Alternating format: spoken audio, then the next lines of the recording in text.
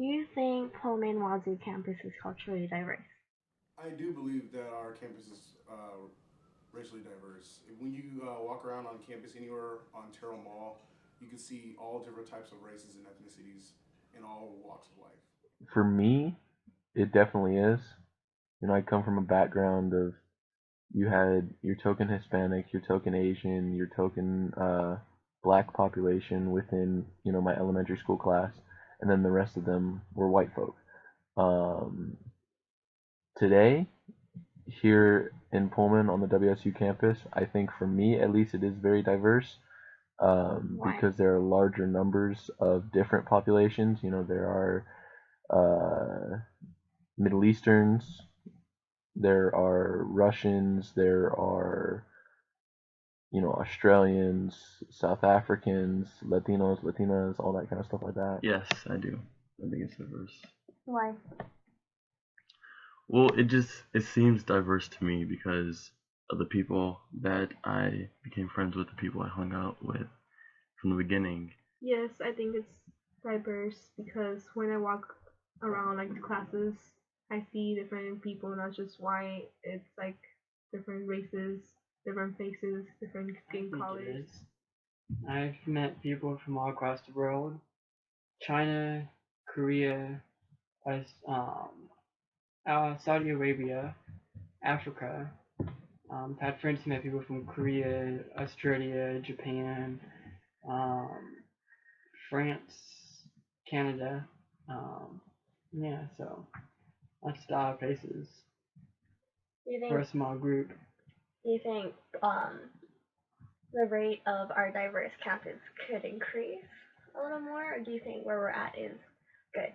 We can always increase, but where we're at, especially for modern society, it's not bad. We're more culturally diverse, of course, compared to like historical times.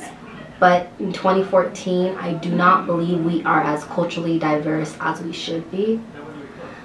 Because if you look, I couldn't tell you the exact statistics, but if you look at the number of students of color enrolled compared to um, the white majority, it's significantly smaller. And yes, we have resources such as MSS, but if you think about it, it's only one floor in one building in the whole entire campus that's supposed to help like cater to our needs and help provide us with resources that we need in order to be successful on campus. So when it comes to racial diversity, I think we're kind of there, but I feel like we need to do more.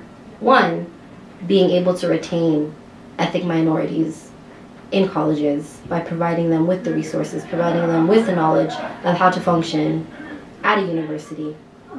But also, I feel like diversity is something that needs to be taken into consideration not only when they get onto campus, but when they're applying here to campus. So when they're in high school, I feel like we need to work, I don't know who, but I feel like we need to work on expanding accessibility for students of color applying to college admissions because not all schools are the same. Like right now I'm reading a paper that shows that schools in poor inner cities, they don't offer AP courses as to another class or another school who offers AP courses automatically puts those students at an advantage because that gives them a higher GPA, that gives them more credits. But what about those schools that those students who aren't offered those options, like those AP courses, those extra programs, those SAT prep classes that they can't afford? So that automatically excludes students of color from even being able to apply to Wazoo, to even being able to be admitted to university. So I feel like a large portion of diversity needs to be geared towards students who haven't even made it into universities yet, who are in college, who are trying to get into college. So not so much like how can we enforce diversity on a campus, because they're already here and they're already that small amount of people. But we need to increase the number of people being accepted. We need to increase the number of people being admitted. We need to increase the number of students of color who can apply based on those admissions practices and policies. You need to have a better understanding and awareness of everybody's struggle and everybody's issues. Yes, we are ethnic minorities, but each ethnic minority is faced with their own individualistic problems. And so being able to understand every center and every group's personalized intersectionalities, I feel like that's definitely something that can be helpful. I don't see why like a coalition of us would like make diversity less prominent on campus. I feel like it would, you know, do the opposite and help increase diversity and also just increase like the sense of like understanding and empowerment like within all of us. My hopes, of course, I'd like to see that Washington State University is more culturally diverse, and I hope to see that more students of color who come from marginalized communities, I hope to see that one day they too, regardless of their economic background or their accessibility to resources, I hope to see that they're able to apply to colleges. How is that going to happen? I'm not sure. But I know that policies are also a really big issue that prevents students from being able to apply. And if they can't apply, then they can't contribute to a diverse university. So I hope in the future that educational policies will be reformed and focus on issues that no one really wants to talk about. Focus on issues that are specifically catered to ethnic minorities. Let's see. A lot of different things come to mind. I have, would say, historical perspective on diversity of Washington State University, because I've been here for a long time, since last century. So I remember how things were 23 years, 24 years ago when I got here. In terms of the diversity, you know, students were making probably 8% of the student population, so it was really a PWI institution. To today, where we have about 30% of our undergraduate students are multicultural students, so that's been a significant shift, and I think WSU has been embracing little by little kind of the land grant ideals in terms of reaching out and becoming the access university in the state of Washington for all, for our community. So I think that's been great to see that progress. The other one, in terms of culture and celebration of culture and cultural awareness, I think it's still up to today the people that really make it happen at Washington State University are the students, and more specifically the student organizations. I would say that, you know, historically it has been the students associated with the various student centers and that have organized, you know, the specific cultural programming. Probably for several reasons. One is because they have the thirst for their culture and wanted to, you know, they get here, they get to Pullman, and they start craving, you know, the taste of their own culture, and so they say, oh no, we need to have the Luau, we need to have Semana La Raza, we need to have Black History Month, or the IPI Awareness Month, or any of those, you know, now traditional cultural activities here on campus.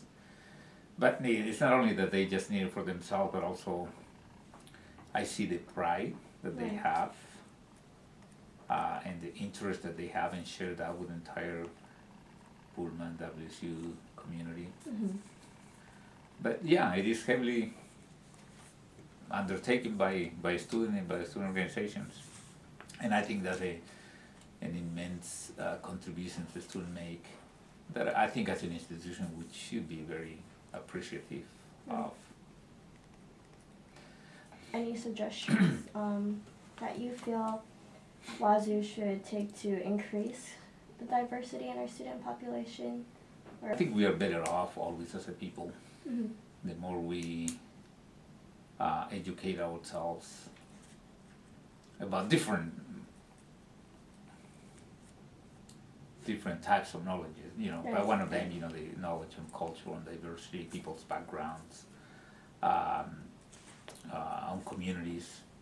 I think that we all enrich ourselves when we are open to that, and when we have the opportunities to do that. I think WSU still can do a lot more.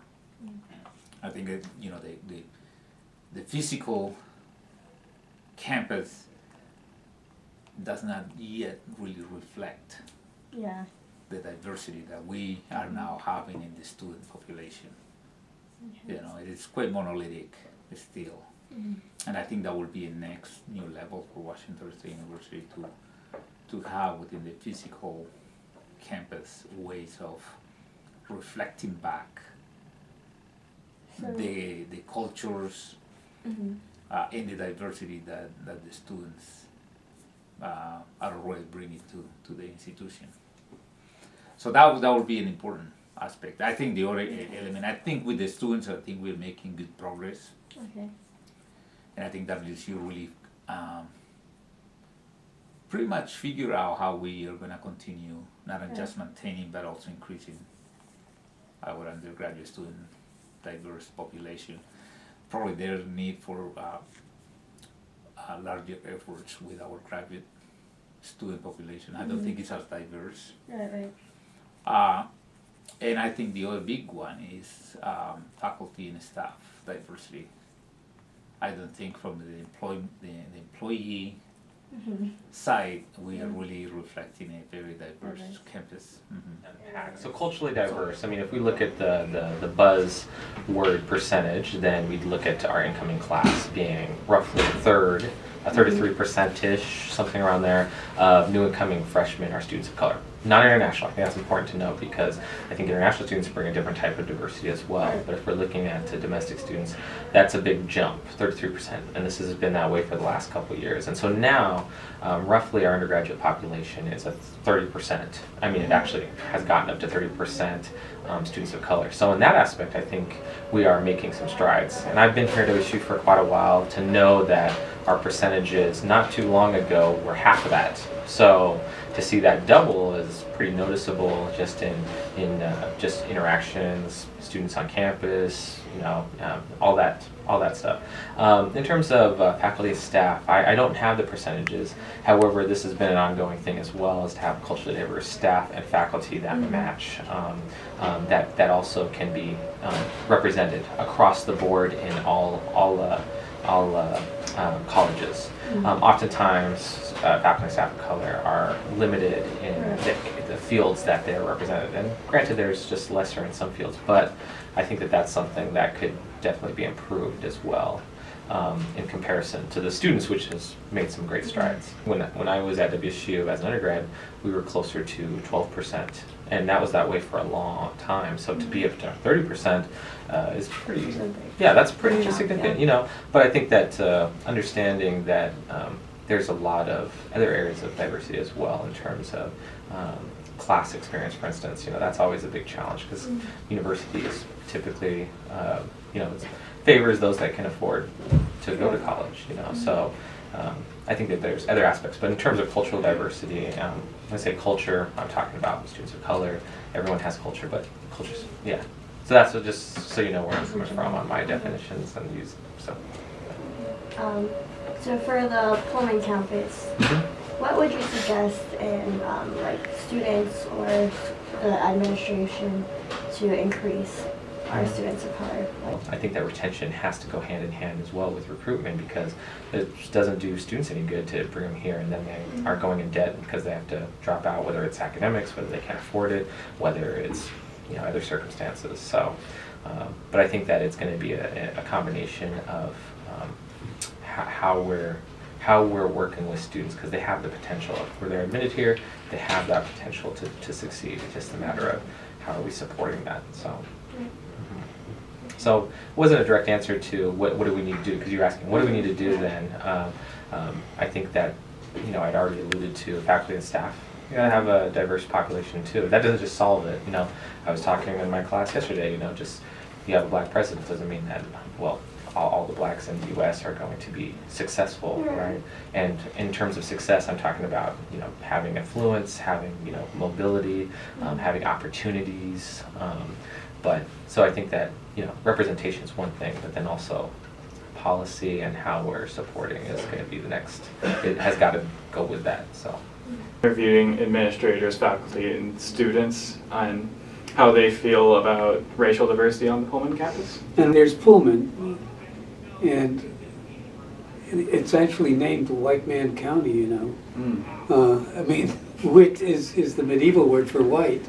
So, I mean, it's named after some white folks that got massacred, the Whitman family, but it is White Man County. And then they grow wheat, which we use to make white bread. So Pullman diverse.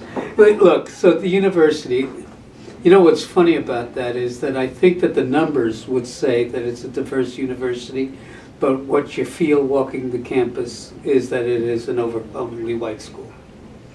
But that's my sense of it.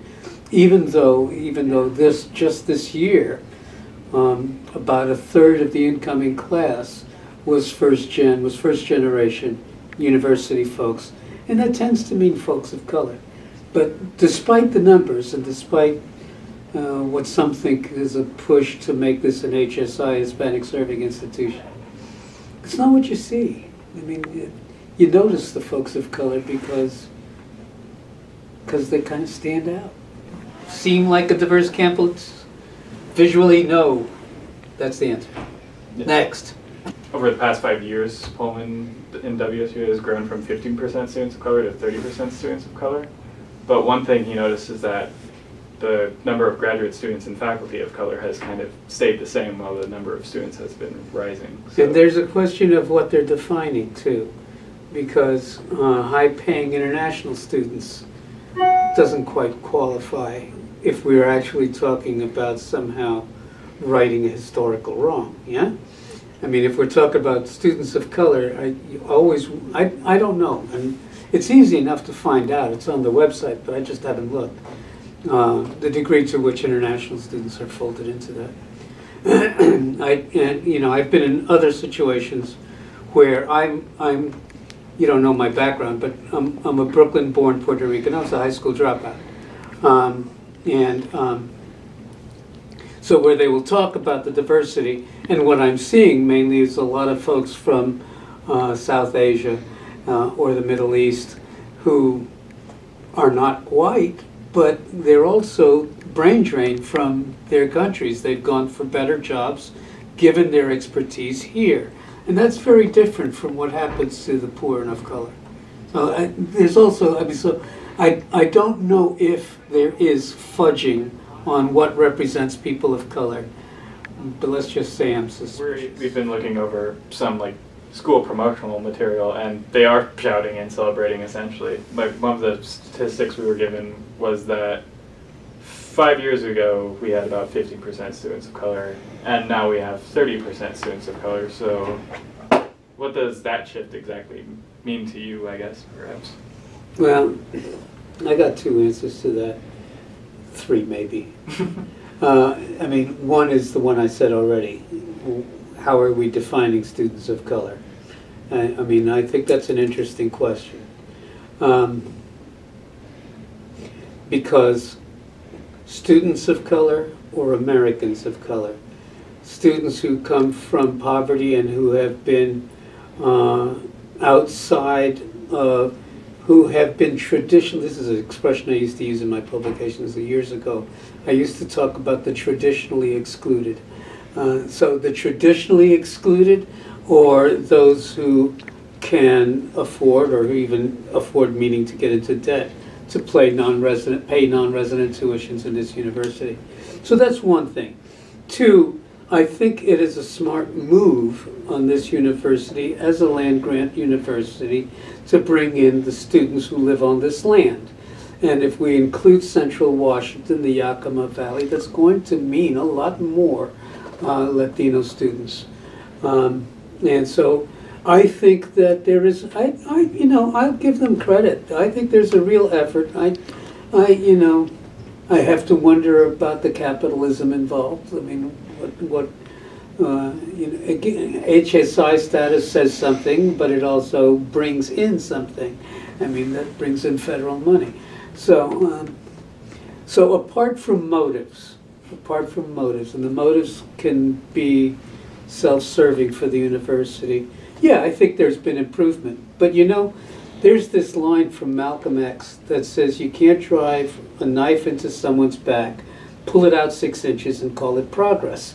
So what I'm saying is, yeah, this is better. Is this right? No, it doesn't reflect the demographics of our nation. You know? And you know, and it's a serious problem when you've got a university that needs to be elitist in order to continue to have its status, and then try at the same time that it's being elitist, because it necessarily has to be, to include folks who probably don't fit the demographics of an elite university. I mean, I think it's a conundrum. I think it's a terrible problem. I mean, one of those things that California did, or was it Texas? Away with affirmative action, race determined, and race itself is a myth, but race determined, not quotas quite, but this idea of a percentage of folks of color to come into the schools. What they did about that, okay, the population, and that includes Washington State. Washington State has an anti-race-based stuff going on too. This university works around it by going to the federal law. But nevertheless, what they did was they will take into the university, I think it was California, the top 10% of all the high schools. And in that way, they're taking the top 10% from the poorest high schools also, from the ghetto high schools also, you see? But you see what happens with that. That's still, even though those kids might have been in the lesser schools, what it does is say, we will accept those who will succeed anyway. Okay? The top 10% of the top 10%. These are the smarter kids. And so it's a way of maintaining, it's a way of recognizing a racist structure, and yet maintaining the elitist dimensions that are part of higher education. It's tricky, and in some sense, it is potentially, if not intentionally, and I don't know the answer if it's intention or not, but it is in effect, even if it's not by design, maintaining structural racism. And like you said earlier, it is still keeping a huge group that is traditionally excluded. So yeah, excluded. And speaking of exclusion, one question we sort of had is, in WSU admissions, they've taken out, well, how it traditionally was that you would put a piece of like reflection, this like self-personal written statement, and they've taken that out of admission policies. So we're not sure why they're doing that or how that might play into race on campus, but we're just wondering if you have any thoughts on that, of the lack of a personal statement. Yeah, I don't know. I mean, I really don't know, because I think that they were actually put into place to talk about civic action and things of that sort. Are you involved in community stuff? And even that ends up then becoming its own kind of elitism, right? But then the problem is that the dominant ideology of our society is individualism. So we do one-on-one kinds of things. But structural racism is a collective problem. And you notice I didn't say institutional racism. This institution can prove that it is not racist. However that's going to be defined, it will prove it. But there is something in the structure. If you look at the history of this nation was built on excluding women and people of color. I mean, or including them in particular ways. You kill off the Indians, you kill off the Latinos, you push them to a border that you decide is the Rio Grande. And yeah, American history is told with no women. They're founding fathers. How did the fathers even get here if they didn't have mothers, damn it? What I'm getting at in all of this is that this is really built into the structure of America. America was founded, was created, was built on questions of exclusion, of excluding the woman and excluding the folks that we now think of as the people of color. It's how it was. It's in the air, man. It's in the structure. And even though I think there's some really hard, good, well-meaning people who want to change it, if we think of it in individualistic terms, all that we do is help a few individuals out, and the structure remains the same. That's it. End of